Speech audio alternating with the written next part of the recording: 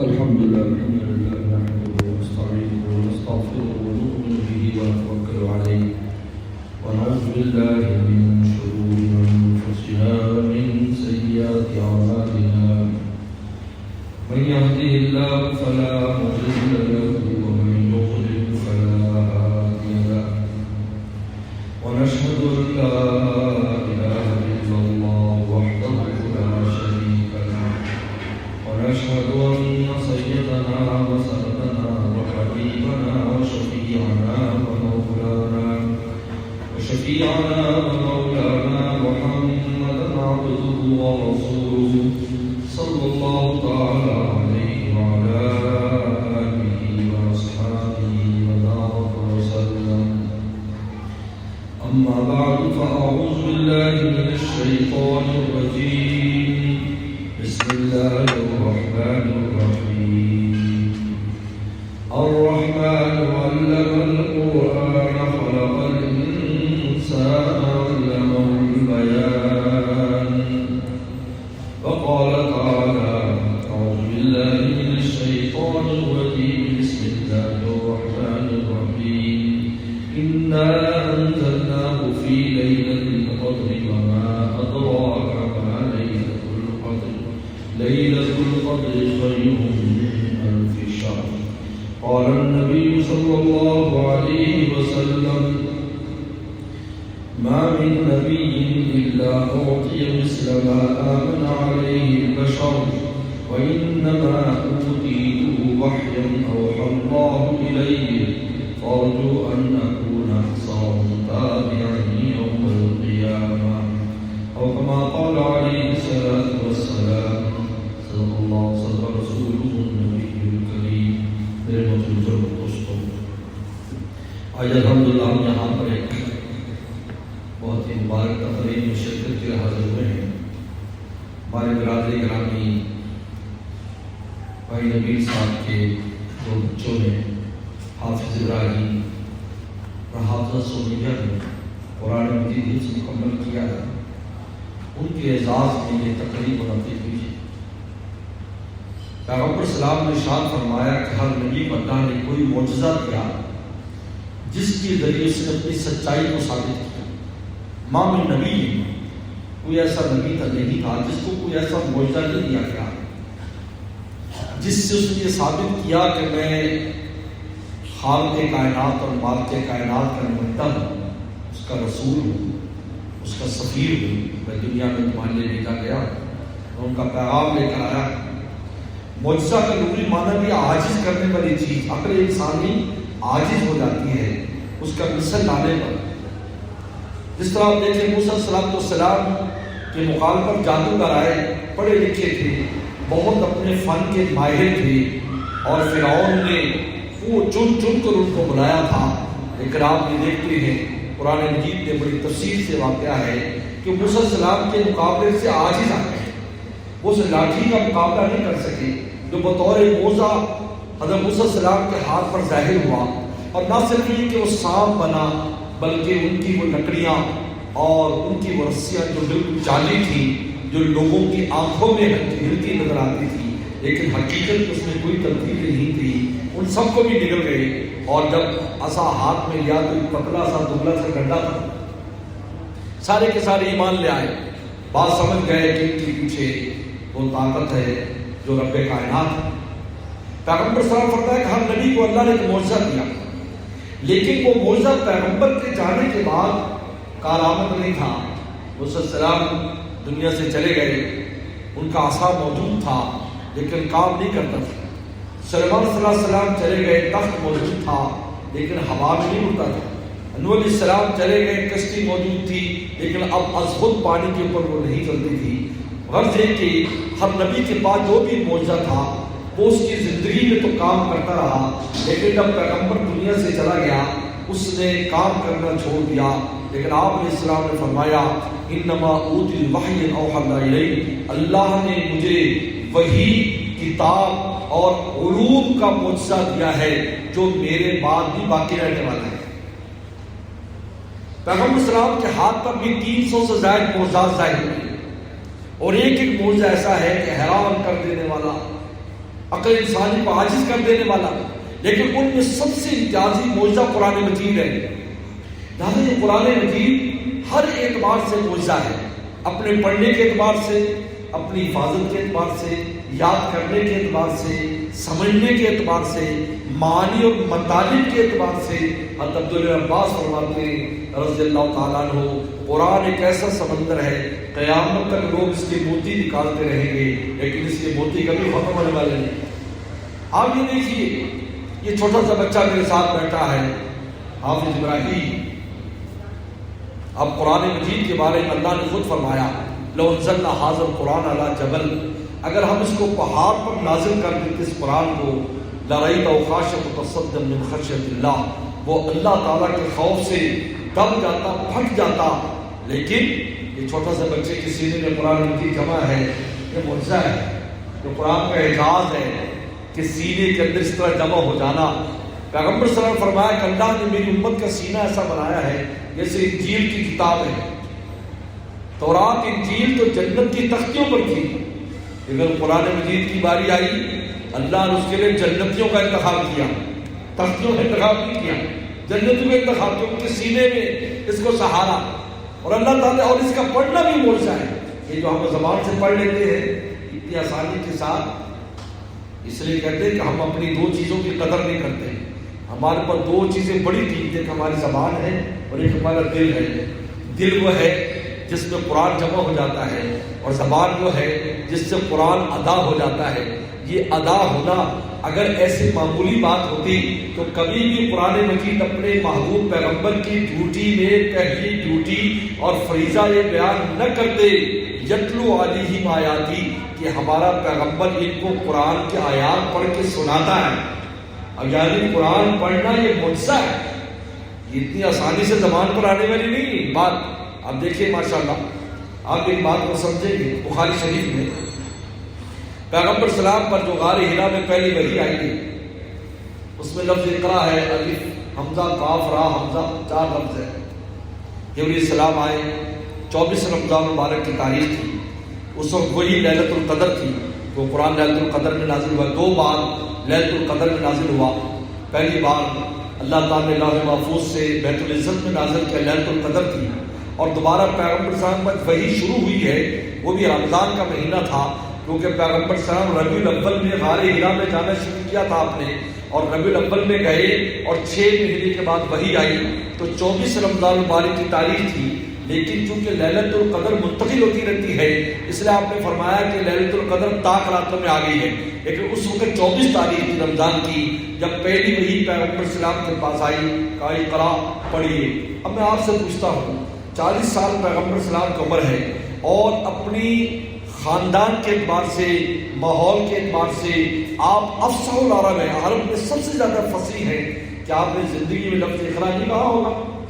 پتہ نہیں کتنی بار لفظ اقرا کہا ہوگا، لیکن وہاں فرمایا اقرا پڑھیے، ما انا بقاری، میں نہیں پڑھ سکتا۔ کیوں؟ اس لیے کہ یہ اقرا عام اقرا نہیں ہے، یہ وحی الہی کا حصہ ہے، اس میں اللہ تعالیٰ کے انوارات ہیں، اس میں اللہ تعالیٰ کے نور کا وزن ہے، کیونکہ اللہ کا نور جو ہوتا ہے اس میں روشنی بھی ہوتی ہے، وزن بھی ہوتا ہے۔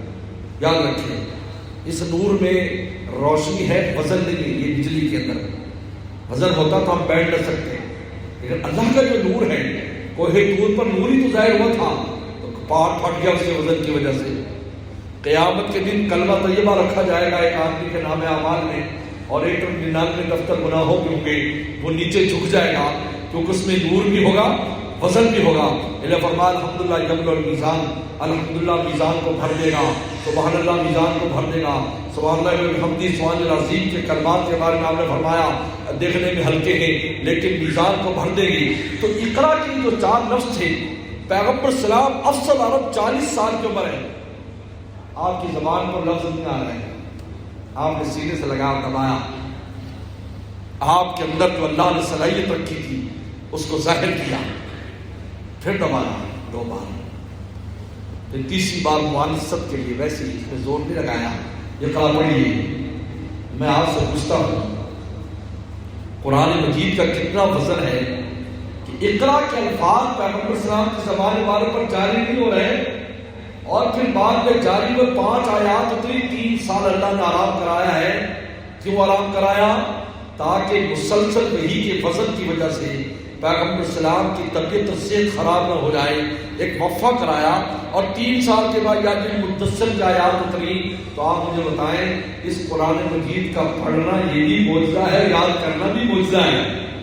لیکن فرمایا وَلَقَدْ يَسَّرْنَا الْقُرْآنَ لِلذِّكْرِ، اللہ فرماتے ہیں ہم نے قرآن کو آسان کر دیا ہے۔ الرحمن علم القرآن، یہ رحمان اپنی رحمت سے تمہیں قرآن سکھاتا ہے۔ تو میرے دوستو، یہ قرآن مجید جو ہر اعتبار سے معجزہ ہے، یہ اللہ نے ہمیں یہ نعمت عطا فرمائی، اور اس کی حفاظت کی بھی خود ذمہ داری لی۔ یہی وجہ ہے معجزہ ہونے کی وجہ سے آج 1500 سال ہو گئے ہیں، اس کے زیر و زبر میں تبدیلی نہیں آئی۔ فیجی آئی لینڈ سے لے کر کینیڈا تک چلے جائیں اور افریقہ کے اندر تک چلے جائیں، قرآن مجید سورہ فاتحہ ہی سے شروع ہو رہا ہے اور سورہ ناس پر ختم ہو رہا ہے، اور اس کے پڑھنے کے لہجوں میں تو فرق ہو سکتا ہے کہ پڑھنے کی قراءت کے لیے یہ بھی معجزہ ہے کہ دنیا میں کوئی ایسی کتاب نہیں ہے کہ جو مختلف لہجوں میں پڑھی جاتی ہو۔ یہ قرآن کا معجزہ ہے کہ اس ایک ہی لفظ کو کئی طرح پڑھا جا رہا ہے۔ قاری صاحب اس کو کئی طرح، کبھی کسی قاری عبد الباسط صاحب کو اگر سنا ہو تو ایک ایک لفظ کو 7 طریقے پر ادا کر رہے ہیں۔ یہ بھی قرآن مجید کا اعجاز ہے کہ اس کے پڑھنے کے طریقے، اور دنیا میں کوئی ایسی کتاب نہیں ہے کہ جس کے پڑھنے کے بھی قوانین ہو کہ آپ اس انگریزی کتاب کو پڑھنے کے لیے بھائی تم نے اے فلاں جگہ سے نکالنا ہے، بی فلاں جگہ سے نکالنا ہے، سی فلاں جگہ سے نکالنا ہے۔ لیکن قرآن مجید پڑھنے کے لیے قوانین مقرر ہے کہ آپ نے الف کہاں سے بولنا ہے، عین کہاں سے بولنا ہے، ہا کہاں سے بولنا ہے، خا کہاں سے بولنا ہے، الف لام میم کو کیسے پڑھنا ہے، علم ترا الف لام کو آپ نے کیسے پڑھنا ہے۔ غرض کہ قرآن مجید ہر اعتبار سے معجزہ ہے، اسی وجہ سے اس میں نہ تو کوئی تبدیلی آ سکی اور نہ آنے والی ہے۔ اِنَّا نَحْنُ نَزَّلْنَا الذِّكْرَ وَإِنَّا لَهُ لَحَافِظُونَ، فرمایا ہم نے قرآن نازل کر ہم اس کی حفاظت فرمائے۔ تو میرے دوستو، پیغمبر صلی اللہ علیہ وسلم سے پہلے کتنی کتابیں نازل ہوئی؟ 100 کے قریب صحیفے اور کتابیں نازل ہوئی ہیں، لیکن ہمیں پورے انبیاء السلام کی تاریخ میں 2 حافظ ملتے ہیں۔ ایک تورات کے حافظ ہے زبیر علیہ السلام، اور ایک حضرت داؤد علیہ السلام زبور کے حافظ تھے۔ لیکن اس امت میں پیغمبر السلام سب سے پہلے خود حافظ تھے، پھر صحابہ کی جماعت حافظ تھی، اور قیامت تک حافظ چلتے رہیں گے۔ فرمایا مجھے امید ہے کیونکہ میرا معجزہ میرے بعد بھی باقی ہے، ان نکون اکثر التابع یوم القیامہ، کہ میں امید رکھتا ہوں کہ قیامت کے دن سب سے زیادہ میرے ماننے والے ہوں گے، کیونکہ میں اپنا معجزہ چھوڑ کے جا رہا ہوں۔ انسان اس معجزے کو دیکھ کر، اس معجزے کے ساتھ لگ کر، اس معجزے کو سمجھ کر جس اعتبار سے اس معجزے کے ساتھ تعلق پیدا کریں گے، راہ ہدایت پر رہیں گے۔ چنانچہ جن لوگوں نے خالص ذہن ہو کر قرآن مجید کا مطالعہ کیا، ابھی ہمارے ایک دوست انگلینڈ سے آئے تھے، لندن سے، تو وہاں پر ایک بڑے پڑھا لکھا ایک انگریز جو پی ایچ ڈی کر رہا تھا مذاہب پر، ریلیجن پر کر رہا تھا کہ ریلیجن مختلف کیسے ہیں، وہ مسلمان ہوا تو اس کی مجھے وہ ان کی بڑا شوق ہے کہ وہ جا کر پوچھتے ہیں، تو ان کا انٹرویو کرنے کے لیے گئے، بزرگ آدمی ہے 70-80 سال کا۔ تو وہ بابر نگر آئے، تو انہوں نے بابر نگر میں آ کر میں کسی کا میں مل کر آیا تو میں ان سے پوچھا کہ آپ کیوں ایمان لائے؟ انہوں نے کہا کہ میں پی ایچ ڈی اس میں کر رہا تھا تو میں نے مختلف مذاہب پر میرے استاد نے مجھے کام کرایا، جب اسلام کی باری آئی تو مجھے 2 صفحات دے دیے کہ بس اسلام یہ ہے، یہ 2 صفحے میں ہے، پڑھ لو، بھائی یہ اسلام ہے، اس کے اوپر اپنا چھوٹا موٹا جو ہے چند سطریں تو اپنی طور پر لکھ لو۔ تو میں نے کہا اسلام کا پوری دنیا میں ہوگا شور، ہر وقت ہم اسی کام میں لگے رہتے ہیں اس کی مخالفت میں، اور آپ کہتے ہیں کہ وہ معمولی چیز ہے۔ کہا مجھے ذرا ڈاؤٹ ہوا کہ میرا استاد ڈنڈی مار رہا ہے، وہ کہتا ہے ڈنڈی مار رہا ہے، تو میں کہتا ایک دن اس کے گھر چلا گیا، میں گھر جایا کرتا تھا، تو میں نے ان کی مسز سے کہا اپنی استانی صاحبہ سے کہ مجھے استاد جی کی لائبریری دیکھنی کو کتاب لے جانی ہے۔ انہوں نے کہا استاد نے بھیجا ہوگا، انہوں نے کہا ٹھیک ہے آپ چلے جائیں۔ بیسمنٹ میں کہتے لائبریری تھی، میں وہاں گیا تو میں نے دیکھتے ایک جگہ پر اسلام لکھا ہوا تھا، اسلام سے دیکھا قرآن مجید میرے ہاتھ میں لگ گیا، وہ ٹرانسلیشن والا قرآن مجید تھا، میں وہ لے آیا، میں نے جب مطالعہ کیا اس کی تلاوت شروع کیا تو مجھے ایسے لگے اللہ کی ذات براہ راست میری ذات مجھ سے مخاطب ہے، میں جو پڑھتا گیا اس میں ڈوبتا چلا گیا، یہاں تک کہ اسلام کی حقانیت میرے دل میں بیٹھ گئی اور میں اس کے بعد انہوں نے اسلام قبول کر لیا. پھر وہ مسلمانوں سے ملے، پھر انہوں نے بڑا عجیب جملہ کہا. انہوں نے کہا اللہ کا شکر ہے میں اسلام سے پہلے ملا اور مسلمانوں سے بعد میں ملا، اس لیے کہ میں نے دیکھا کہ اسلام تو بہت خوبصورت ہے لیکن مسلمانوں کو دیکھا اور ان کے اخلاق دیکھے تو مجھے نہیں لگا کہ بھائی اتنی قیمتی چیز ہو کر بھی اس سے دور ہے. کہا میں شکر کرتا ہوں پہلے میں اسلام سے ملا. تو آپ نے فرمایا کہ چونکہ میرے بعد میرا معجزہ باقی ہے، ان نکون اکثر تابع یوم القیامہ، قیامت کے دن میرے ماننے والے سب سے زیادہ ہوں گے کیونکہ میں اپنا معجزہ چھوڑ کر جا رہا ہوں. تو میرے دوستوں یہ اللہ تعالیٰ کا احسان ہے اور اللہ کا فضل ہے. ہمارے چھوٹے چھوٹے بچے اور بچیاں کتنی کمزور ہوتی ہے لیکن ماشاءاللہ قرآن مجید کی حافظات بن جاتی ہیں. امہات المومنین بھی قرآن مجید کی حافظات تھی. حضرت حفصہ رضی اللہ تعالیٰ حافظہ تھی، ام المومنین عائشہ صدیقہ رضی اللہ تعالیٰ حافظہ تھی. اور یہ چھوٹے چھوٹے بچے اپنے سینے میں، حدیث شریف میں آتا ہے، امام بخاری رحمۃ اللہ علیہ نے اپنی دوسری کتاب میں، یہ تو بخاری سے مشہور ہے، دوسری کتاب میں اپنے نقل کیا ہے حضرت ابو ہریرہ رضی اللہ تعالیٰ عنہ سے کہ جب بچہ نابالغی کی حالت میں قرآن حفظ کر لیتا ہے تو رسول اللہ صلی اللہ علیہ وسلم نے ارشاد فرمایا اللہ اس قرآن کو اس کے گوشت میں پیوست کر دیتے ہیں، یعنی اس کا ایک حصہ بن جاتا ہے. جس طرح بچپن کا ماں کا دودھ بچے کا حصہ بن جاتا ہے اور بچپن کا کھایا پیا اس کے جسم کا حصہ ہے جو بچپن تک چلتا ہے. بچپن میں تکڑی خوراک کھائی ہو تو بچپن تک چلتی ہے، پر اسی طرح اللہ تعالیٰ اس قرآن مجید کو اس بچے کے گوشت میں پیوست کر دیتے ہیں کہ پوری زندگی وہ قرآن کی اس بچے کی عبادت کرتا ہے. یہ عجیب بات ہے. ہم کہتے ہیں ہم حفاظت کر رہے ہیں قرآن کی، نہیں، قرآن ہماری حفاظت کرتا ہے. رسم قرآن حفاظت کرتا ہے. آپ کہیں گے کیسے؟ آپ مجھے بتائیں. وہ بادشاہ کو قیمتی چیز دے کہ ہماری قیمتی چیز آئی آپ کے پاس، تو اس قیمتی چیز کی حفاظت کے لیے آپ کو کارڈ بھی دے گا، آپ کو جو ہے وہ پروٹوکول بھی ملا کرے گا کہ آپ کے پاس سب سے قیمتی چیز ہے. بھائی جن کے سینے میں قرآن ہے، جو اللہ تعالیٰ کی کتاب ہے، رسول اللہ کا معجزہ ہے، تو کیا خیال ہے اس کی پروٹوکول حفاظت کے لیے فرشتوں کی جماعتیں ساتھ نہیں ہوتی ہوں گی؟ یہ قرآن تو خود ہمارا محافظ ہے، ہم اس کے پابند نہیں ہیں. تو میرے دوستوں اللہ تعالیٰ کا فضل، ہمارے چھوٹے چھوٹے بچے قرآن کی حفظ کر رہے ہیں. اور والدین کے لیے حدیث شریف میں آتا ہے قیامت کے دن جب والدین کو لایا جائے گا حافظ قرآن کے اور ان کے سروں پر تاج سجایا جائے گا تو دوسرے امتیں کہیں گی کوئی نبی ایسا اجازت پروٹوکول ہوگا. یہ کیا ہے؟ کہ جی یہ پیغمبر صلاح کی امت کے وہ لوگ ہیں جن کے بچوں نے قرآن حفظ کیے ہیں. حافظ قرآن 10 آدمی کی سفارش کرے گا جن پر جہنم بازی ہو چکی ہے. معمولی بات نہیں ہے. قیامت کے ہولناکی میں اس وقت. اور پھر ایک عجیب بات ہے، ایک عجیب نقطہ لکھا ہے کہ قیامت کے دن جب قیامت کے 50,000 سال کا ایک دن ہوگا، قرآن مجید کا 50,000 سال کا ایک دن ہوگا. اور اس کے بارے میں علماء نے لکھا ہے کہ 50 جگہ پر انسانوں کی تفتیش ہوگی. ایک تفتیش میں ہزار سال لگیں گے، لیکن جب حساب کتاب اور میزان کی باری آئے گی تو اثر سے مغرب کے درمیان سب نپٹا لیا جائے گا. واللہ سریع الحساب. وہاں پر کوئی بھی انسان تسبیح کرے گا، سبحان اللہ پڑھ رہا ہے، کوئی محدث حدیثیں بیان کر رہا ہے، کوئی عالم علم بیان کر رہا ہے، مسئلے بیان کر رہا ہے، کسی کے مقام کا کوئی فرق نہیں آئے گا کیونکہ اس کی جگہ یہ ہے، وہاں نہیں ہے. اجر و ثواب کی جگہ دنیا ہے. سبحان اللہ کو درخت لگ جائے گا جس کے نیچے 100 سال تک گھوڑا دوڑتا رہے، جس کے سائے میں تک پار یہاں پر، اگر وہاں پر ہزاروں تسبیح سبحان اللہ کی پڑھنے کوئی اجر نہیں ہے. لیکن حافظ قرآن ایک واحد ایسی شخصیت ہے کہ وہاں پر بھی اس کے عمل پر نتیجہ مرتب ہوگا. اللہ فرمائے گا آپ جو قرآن پڑھتا جاؤ چڑھتا جاؤ. اب تیرا کام ہے کیسے پڑھتا ہے، کتنا چڑھتا ہے. دیکھو اس کا عمل نتیجہ لا رہا ہے. کسی محدث کو نہیں کہا جائے کہ تم حدیثیں بیان کرتے جاؤ بھائی، تمہیں 2 لاکھ حدیثیں یاد ہے، 1 لاکھ حدیثیں یاد ہے، 6 لاکھ امام بخاری میں 6 لاکھ حدیثیں یاد ہے، پھر بخاری پڑھتے جاؤ. نہیں بھائی، مولانا صاحب آپ کو، مفتی صاحب آپ کو بڑے مسئلے آتے ہیں، آپ مسئلے بیان کرتے جاؤ. جی آپ تسبیح بہت کرتے ہو جی، تسبیح پڑھتے جاؤ جہاں ختم ہوگی. نہیں، صرف حافظ قرآن سے کہا جائے گا کہ رتل قرآن ترتیلا، ترتیل سے رتل ورتقی، پڑھتا جا اور چڑھتا جا، جہاں پر تو قرآن مجید مکمل کرے گا وہاں پر تیری منزل ہے، وہی تیری جنت ہے۔ تو قرآن مجید کا عمل ایسا ہے کہ دنیا میں تو نفع بخش ہے، آخرت میں بھی وہاں قرآن کا پڑھنا برابر نفع دے رہا ہے۔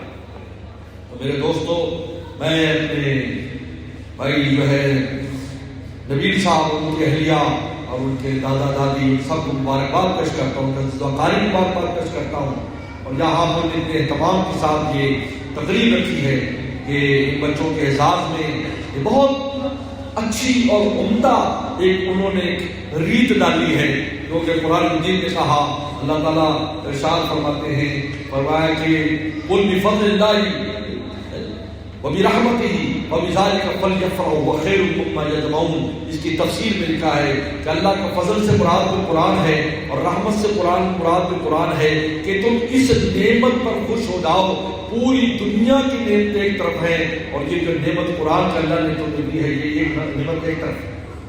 بہرحال میں اپنی وہاں سے اپنی دور سے اسی تقریب میں شرکت کے لیے آئے ہیں اور اس کی برکت لینے کے لیے آئے ہیں، اور میں دوستوں سے کہتا ہوں کہ دو کام کریں۔ ایک تو اپنے بچوں کو قرآن مجید حفظ کرانے کی کوشش کریں، اور یہ ہمارا تجربہ ہے کہ ماشاءاللہ 5ویں نماز کے بعد مدرسہ سے دراز سے در ہمارے والد صاحب مولانا نیاز صاحب رحمۃ اللہ علیہ، ہمارے والد گرامی چین سے آئے تھے علم دین سیکھنے کے لیے، شینجانگ سے ہمارے والد صاحب وہاں سے آئے تھے، پیدل ہجرت کر کے پھر بابر نگر میں ان کو استاد لے آئے تو بابر نگر رہ گئے۔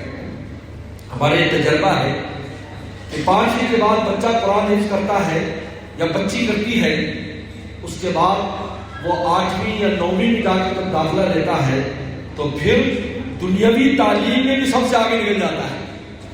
آپ مجھے بتائیں جس نے سمندر پی لیا ہو تو اس کو پیالہ پینے میں کچھ ہے؟ ہمارے ایک سیشن جج صاحب تھے ہمارے ہاں، وہ حافظ قرآن تھے اور ماشاءاللہ آخری عمر تک وہ مصلح بھی سنایا کرتے تھے۔ کورٹ کی حالانکہ سیشن جج تھے تو مصلح سناتے تھے۔ انہوں نے ایک دم اپنا واقعہ سنایا کہ میں جب حافظ بن گیا تو میٹرک کر کے لاہور میں یہ ایف سی کالج ایسا کوئی بڑا مشہور کالج جس اس زمانے میں انگریز بھی پڑھایا کرتے تھے، انگریز پڑھایا کرتے تھے، وہاں داخلہ کرا دے ممکن کے والد صاحب ذمہ دار تھے کہ میں داخل ہو گیا تو جب پہلے مہینے میرا ٹیسٹ ہوا تو مجھے فیل کر دیا، کہ انگریزی جو ہے نا وہ میم ہماری وہ استاد تھی، انہوں نے کہا بہت مجھے برا بلا کہا تو جا تو مسجد میں چلا جا تو یہ چلا جا، جیسے وہ لوگ اس قسم کی بات کر دیتے ہیں۔ کہا مجھے بڑا وہ ہوا کہ جب اگلے مہینے ٹیسٹ ہوا، کہا وہ کتاب جو پڑھی تھی یعنی پڑھی تھی انگریزی کی میں نے ساری حفظ کر لی، اور جب اگلا ٹیسٹ ہوا وہ آیا میری پیپر اس نے ہاتھ میں لیا اور سب کے پیپر تقسیم کر دیے تو سب نے ڈسک بجانے شروع کر دیے، ساتھ کہ آج پھر جو ہے نا یہ حافظ صاحب کی آج پھر بےزتی ہوگی۔ انہوں نے کہا بھائی 1 مہینے میں تیرے میں کون سی تبدیلی آ گیا، تو فرسٹ آ گیا، تو نے تو عبارت کی پوری کتاب کی نقل کر دی، تیرے پاس کیا چیز ہے؟ انہوں نے کہا جی میں تو سمندر پہ آؤں تو میں نے خیال نہیں کیا تو پیالہ ہے، وہ آپ نے جو نہیں پڑھایا میں نے وہ کتاب بھی یاد کر لی۔ سیکشن جج بنے اور سیکشن جج ریٹائر ہو کر دنیا سے انتقال کر لیا، مقصد فرمان کی بہرحال۔ تو میں بچوں سے میں دوستوں سے کہتا ہوں کہ یہ نعمت دے تاکہ آپ کا آخرت کا سہارا ملے، اصل تو آخرت کا چوکا جانے گی، اور دوسرا خود بھی قرآن مجید کے ساتھ تعلق پیدا کرے، روزانہ کی بنیاد پر تلاوت کرے۔ حدیث میں آتا ہے 2 آیتیں جو روزانہ تلاوت کرتا ہے 2 اٹھنیوں سے بہتر ہے، 5 تلاوت کرتا ہے 5 سے بہتر ہے، 10 کرتا ہے 10 سے بہتر ہے۔ آپ علیہ السلام نے 2 آیات کی ترغیب دی ہے کہ آپ اس کو تلاوت کریں۔ میں کراچی گیا تو وہاں میرا بیان تھا اسی طرح، تو ایک میمن دوست تھے بہت بڑے کاروباری، بہت بزنس مین، بزنس کا مین ہے، نس بزی ہوتی ہے ان کی، تو انہوں نے میری یہ بات پکڑ لی تو 2 آیتیں بس پڑھتے تھے روزانہ، کیونکہ مصروف بہت تھے، ٹائم فیکٹریاں یہ ہے۔ بعد میں 6 مہینے کے بعد میرا کراچی جانا ہوا تو دوست کو لے کر آیا، مجھے ملنا ہے وہ مولانا صاحب سے، ملاقات کرے، آپ اللہ آپ کو جائے خیر دے۔ وہ 2 آیتیں پڑھتے پڑھتے اب تو میں سپارے پر آ گیا ہوں، سپارہ نہ پڑھ تو مجھے چین نہیں آتا، تو میں نے ان کو یہ شعر سنایا کہ چسکا لگا ہے چاپ کا، شغل ہے صبح و شام کا، اب تمہارے کام کا اے دوستو میں رہا نہیں۔ اب چسکا لگ گیا ہے تو وقت بھی نکل آتا ہے۔ اللہ مجھے آپ کو عمل کی توفیق عطا فرمائے۔ وآخر دعوانا الحمدللہ رب العالمین۔ اللہم لک الحمد کما صلی علی محمد کما تعلق واغفر لنا كما أنت غفور إنك أنت التواب المغفور. ربنا ظلمنا أنفسنا وإن لم تغفر لنا وترحمنا لنكونن من الخاسرين. اللهم إنا نسألك الهدى والتقى والعفاف والغنى. اللهم احسن عاقبتنا في الأمور كلها وأجرنا من خزي الدنيا وعذاب الآخرة. یا اللہ یا اللہ اللہ ان بچوں کو پوری زندگی اس دولت کی حفاظت کی توفیق عطا فرما. یا اللہ ان بچوں کو اپنے والدین کے لیے، یا اللہ اپنے تمام عزیز و اقارب کے لیے، یا اللہ اپنے استادوں کے لیے، اور جہاں ان نے حفظ کیا ہے استادوں کے اور مدرسے والوں کے لیے صدقہ جاری فرما. یا اللہ ہمارے تمام بچوں کو قیامت تک آنے والی ہماری نسلوں کو علم نافع اور عمل مقبول عطا فرما. یا اللہ ہمارے بھائی نبی صاحب کی تقریب کو قبول فرما. یا اللہ ہم سب کے آنے کو قبول فرما. یا اللہ ہم قرآن کی نسبت سے تیری ذات کی نسبت سے جمع ہے، ہمارے یہاں جمع ہونے کو قبول فرما. یا اللہ قرآن مجید کے ساتھ ہمیں عاشقانہ تعلق نصیب فرما، عاشقانہ تعلق نصیب فرما. انا لیل انا نہار ہمیں اس کی تلاوت کی توفیق عطا فرما. یا اللہ جن مدارس میں، جن درسگاہوں میں، جن مکاتب میں قرآن مجید کی خدمت ہو رہی ہے ان کو سلامتی نصیب فرما، ان کو ترقی عطا فرما. یا اللہ ان کے ساتھ تعاون کرنے والے، وہاں پڑھنے پڑھانے والے، یا اللہ ان سب کو برکت اور عافیت نصیب فرما. یا اللہ ہمارے تمام مرحومین مرحومات کی مغفرت فرما، بیماروں کو شفا عطا فرما، پریشان دوستوں کی پریشانی کو دور فرما، عالم اسلام کی حفاظت فرما، پاکستان کی حفاظت فرما.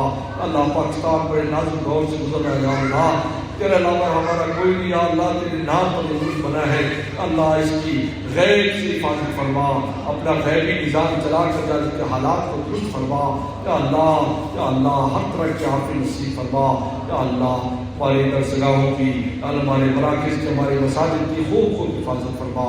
یا اللہ یہ لوگ یا اللہ نبی بھائی ان کے بعد بچے اور ہمارے کتنے دوست جو یا اللہ کفر کے دیار میں رہتے ان کی ایمان کی حفاظت فرما، کردار کی اعمال کی، ہم سب کی بھی ہمارے اولاد کی اعمال ایمان کی حفاظت فرما.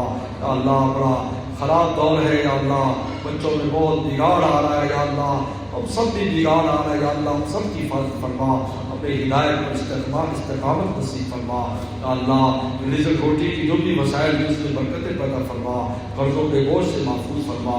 یا اللہ اور بھی جو بھی ہماری حاجت ہے اپنے خزانوں سے ہماری حاجات کو پورا فرما. اللهم انا نسألك خير ما سألك منه نبيك محمد صلى الله عليه وسلم ونعوذ من شر ما استعاذك منه نبيك محمد صلى الله عليه وسلم وانت المستعان وليك البلاغ ولا حول ولا قوة الا بالله. وصلى الله تعالى على خير خلقه محمد وآله وصحبه أجمعين.